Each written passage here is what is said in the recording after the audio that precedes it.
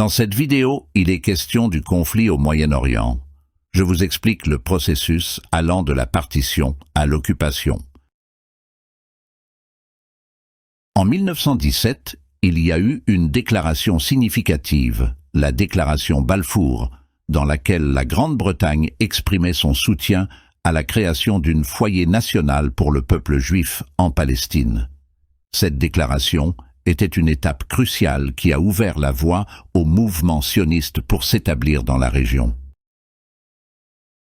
En 1947, les Nations Unies ont proposé un plan de partition de la Palestine en un État juif et un État arabe. Le plan a été accepté par les Juifs, mais rejeté par les Arabes. Cela a conduit à la création de l'État d'Israël en 1948 et a marqué le début de conflits prolongés. Après la création d'Israël, la guerre arabo-israélienne de 1948 a éclaté. Les États arabes ont rejeté l'existence d'Israël et ont attaqué. Israël a pu défendre et étendre son territoire, ce qui a conduit à un problème de réfugiés important.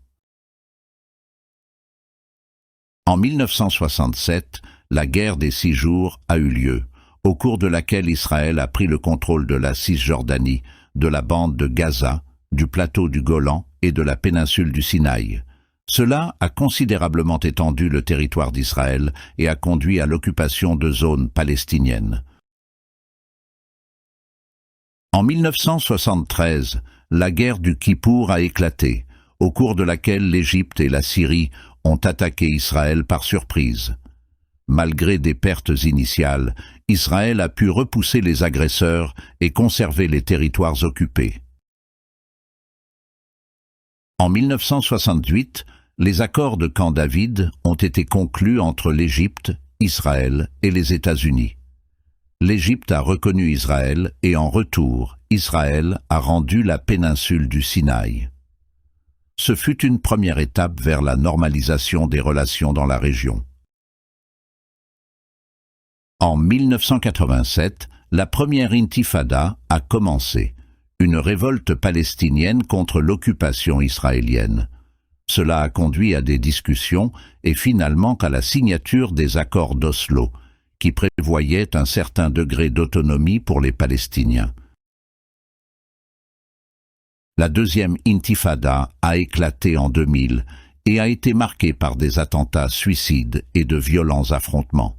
Le conflit a exacerbé les tensions entre Israéliens et Palestiniens et a considérablement entravé le processus de paix.